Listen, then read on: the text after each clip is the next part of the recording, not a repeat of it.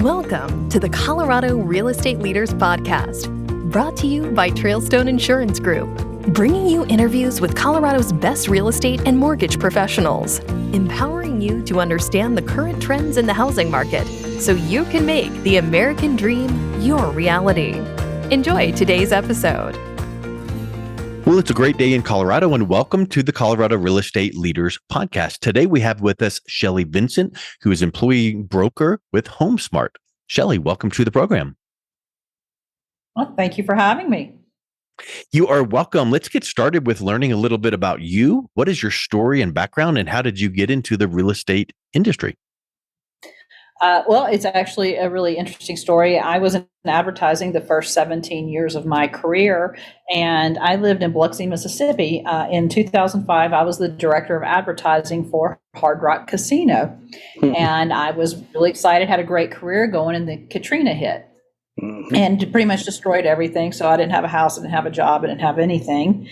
And from that, I started a 4-color glossy magazine and began building a tremendous amount of former advertisers that were now in my magazine. And one of my primary advertisers was a very large investor developer group. And I began working with them, and my company also did branding as a specialty, and we began branding their real estate projects. And I was creating materials for real estate agents and all of their projects. I got very interested in it. I was like, man, these guys are doing great. They're living a great life. I'm enjoying working with them. And from there, I still stayed in advertising for a while, but by 2010, I said, okay, I really want to do this. And so I lived in Orlando, Florida at that time, and I got my real estate license and began practicing real estate all along the Atlantic coastline. That's awesome. And it's really interesting that you had that storied background, because I'm sure you can bring some of that corporate and advertising and marketing and branding into the business now and when you're talking to your clients.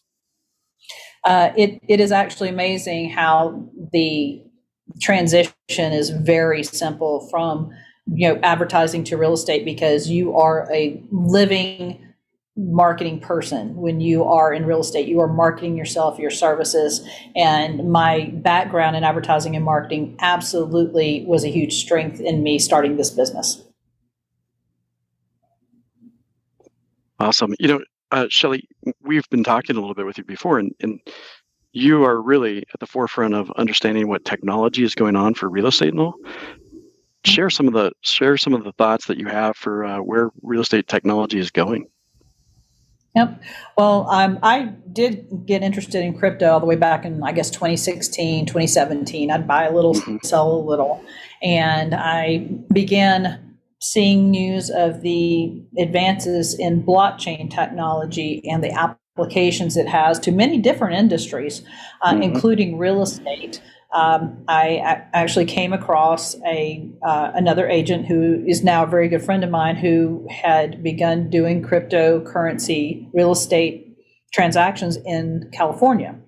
And she and I began talking and working together. Well, I got very lucky, and I was the first agent in Colorado to complete not just a cryptocurrency transaction, but one that was insured by title, which is a very difficult thing these days. And so I just really enjoyed the use of it, but also I've become more aware of it because there's so many scams out there. There's a lot of bad actors. And so having a real education in what blockchain technology can do for us as far as record keeping and preventing fraud, preventing these scams is so amazing. And just really trying to promote that to really help bring our industry forward is something I'm just become really passionate about. That's awesome. I love when cutting edge technology meets kind of the traditional, stodgy old world things that we think is not really cutting edge. So I like how you're mixing that together. I just kind of am scratching my head going, how in the world blockchain, crypto, and real estate, and you mentioned secured and insured by title. Unpack that a little bit, because I know that some people don't think that those two go together. Oh, they typically don't. And there are real estate transactions that do occur through independent lawyers, things like that, where they do just exchange crypto for property, vice versa. But trying to get a transaction that has title insurance through it is very difficult. I was able to partner with a local title company here that was willing to go the extra mile for me and work with their underwriters to get the underwriters to understand what the transaction entailed, and that really the funds exchange, whether it's, you could exchange property for property, you could exchange cash, mortgages, or crypto for property. It just has to be in the value has to be in US dollar form. It doesn't really affect the title or the value of the home. And so this is, which is one of our biggest challenges in real estate, is the lack of understanding of how blockchain and cryptocurrency works within those that are decision makers for these policies. We were very fortunate that the underwriter did understand what we taught them about it and felt comfortable enough to insure the property. Wow. I mean, I think that you think about the tip of the iceberg. You think of like the 80-20 Pareto principle. The tip of the iceberg is probably 10-90, and I think that blockchain and crypto is probably 0.0001 of people's awareness of what it does and what it can do. So that's really cool that you've got that kind of started that ball rolling. What about AI? How's that going to factor into things that you're doing currently and what people can access in real estate? Right. Well, AI is a part of our lives already. And I think a lot of people don't give credit to how much AI we already use. When we're doing searches for MLS, when we are seeing, in our realist tax reports, the likelihood of selling, the confidence scores, the average prices, that's all AI. When we start to put a search term into Google and it auto completes for us, that's AI. The Tesla auto driving cars, anything that's predictive technology, that, movies you might like based on our search histories, all of that is AI. And we're just seeing it move further in. And, when we talk about chat GPT, things like that, chat bots are AI. It's all moving forward. It just be getting better and better. Now, I've been experimenting with ChatGPT a lot, especially with writing listing descriptions, writing blogs. It's fantastic as a guide, but I still find factual errors. Or one of the biggest things I'm having to work with my agents right now is, we have fair housing terminology that we're very sensitive to these days as to what words we can and can't use. And ChatGPT has not learned that yet. And so we can use it as a tool, as a guide, but we do not want to depend on it yet to do our jobs for us. That's huge. I think that's one thing that we see people, running for the hills, like AI is going to take over the world and ChatGPT is going to, eliminate all jobs. It's not. It's just a tool. It helps you kind of do some of the, scut work, so that then the person with the real intellect behind the tool can now go, okay, good. Let me just polish this, add this, and add their flair. So yeah, you articulated that very well. Made me think about something. Blockchain and crypto. How is that going to affect the mortgage industry, do you think? Because it could potentially have people in the mortgage lending industry running for the hills going, hold up, is this going to replace the need for our services? Right. Well, I'm going to just have to say, especially with this week, what's going on in the news with Coinbase, with Binance, everything in the crypto world right now is in high turmoil. And it's an effort by the government to regulate it and control it, which they're still trying. Their lack of understanding, they're not quite understanding that's very difficult to do based on just the type of programming that blockchain is. I was laughing at one politician the other day, said it's time to shut it all down, and I just kind of laughing. It's like, well, you obviously don't have a clue how this works if that's how you feel about it. But we've seen different mortgage companies that you can leverage your crypto as collateral. We've seen some have survived, some have not. But one of the things I've noticed, cryptocurrency, especially Dogecoin, Bitcoin, have all outperformed the stock market. Ethereum, all of your large primary coins have all outperformed the stock market in the last 2 years. And so I think that they're very good securities to invest in. I'm a little concerned about what exchange you put your money into right now because of the way the SEC has targeted them currently. And so, yeah, I believe we're going to be seeing a lot of monies going to the cold wallet outside the hot wallet features, where the cryptocurrency is not kept on an exchange. It's kept on a separate, like USB type storage device. So which will affect the crypto market when you're not able to make fees off of these exchanges.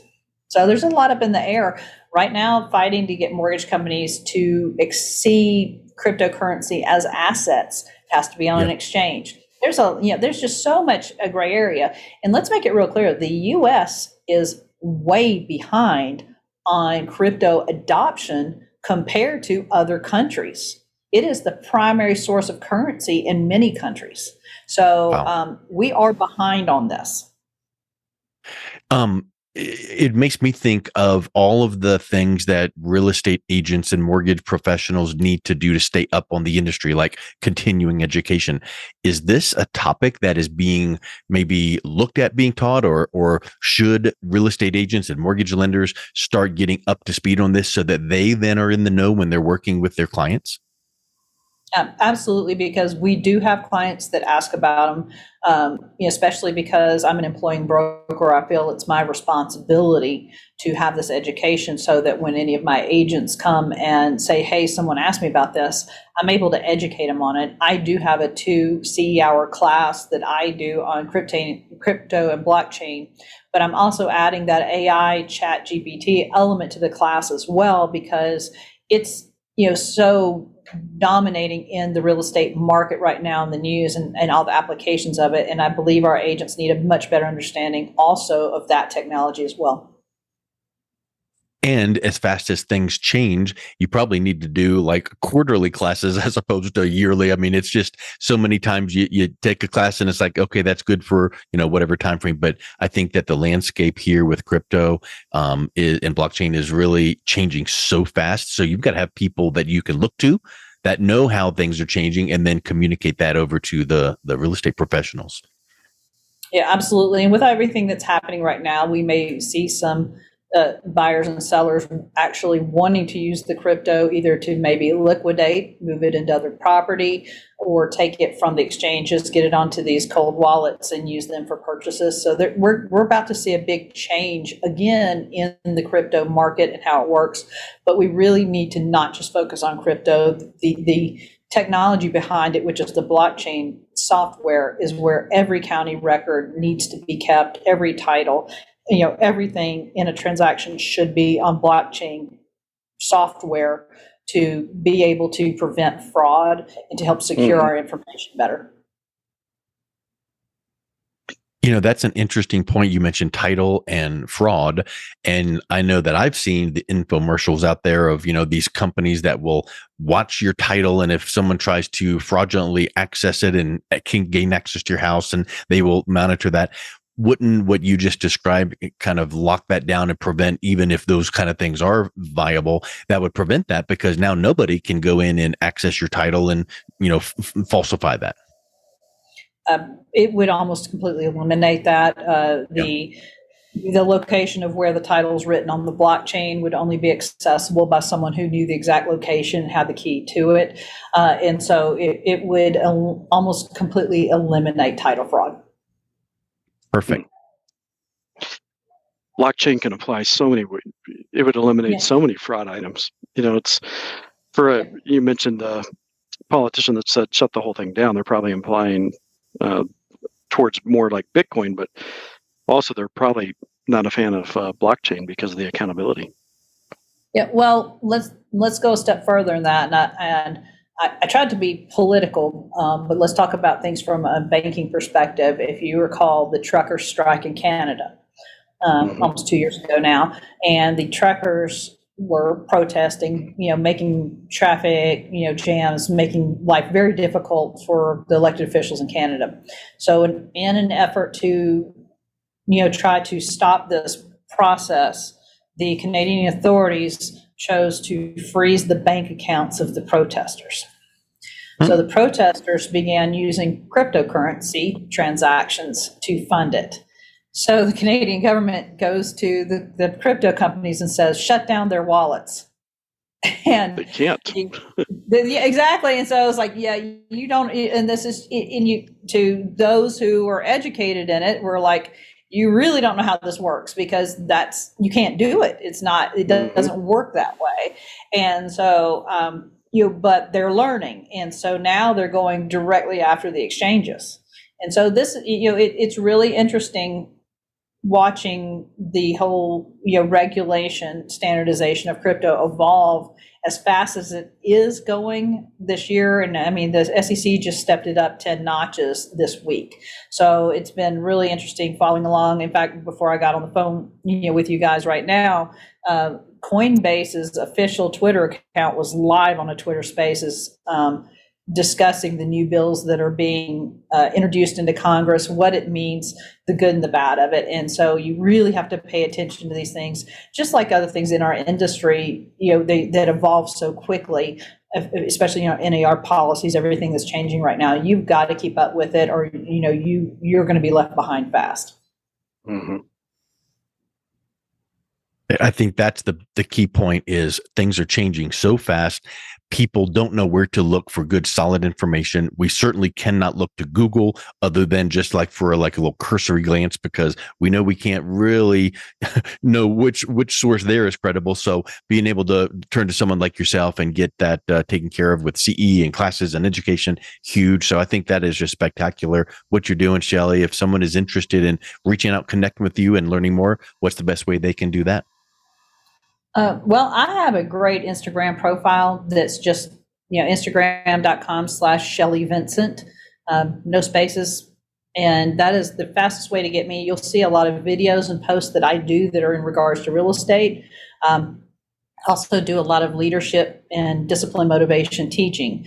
One of the things that we're going to be working also, as much as I don't like to say it, we're in the midst of a commercial real estate crash oncoming very quickly if you're reading the news. But we've always learned that whenever things go downward like that, there's always opportunity. One of the biggest applications in crypto and blockchain right now is the tokenization of commercial properties, especially when we're looking at things like conversion to residential.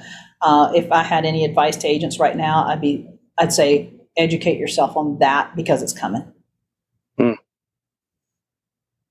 I love it. Well, I tell you, it's been a real pleasure talking with you. You've been super educational, and thank you so much for coming on, Shelly. It's been a real joy having you on the show. Well, thank you so much for having me. Thank you for listening to the Colorado Real Estate Leaders Podcast, brought to you by Trailstone Insurance Group.